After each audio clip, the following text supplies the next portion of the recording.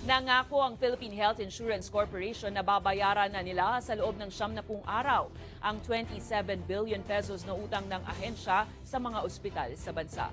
Kinwestiyon kasi kanina sa pagdinig ng 2024 proposed budget ng Department of Health kung bakit hanggang ngayon hindi pa rin nababayaran ng PhilHealth ang mga ospital sa kabila ng pagkakaroon ng 466 billion pesos investable funds at 68 billion pesos na net income. Isinuwalat din ni AGDI Party List Representative Wilbert Lee na marami ng mga ospital ang hindi na tumatanggap ng PhilHealth dahil sa mabagal nitong pagbabayad sa kanila.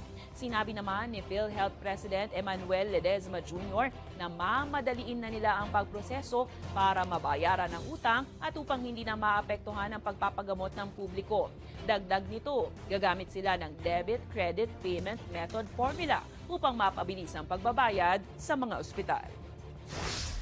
Based on our discussion yesterday, I'm confident, Madam Chair, Honorable Lee, I'm confident that within 90 days from today, bulk or majority, if not all, of the 27 billion will be paid off.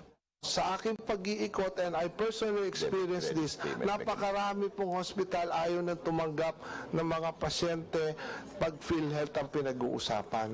And then marami rin mga doctors, marami rin mga nurses, marami mga empleyado, hindi na raw po nababayaran ng hospital dahil ang laki ng utang ng PhilHealth sa kanila.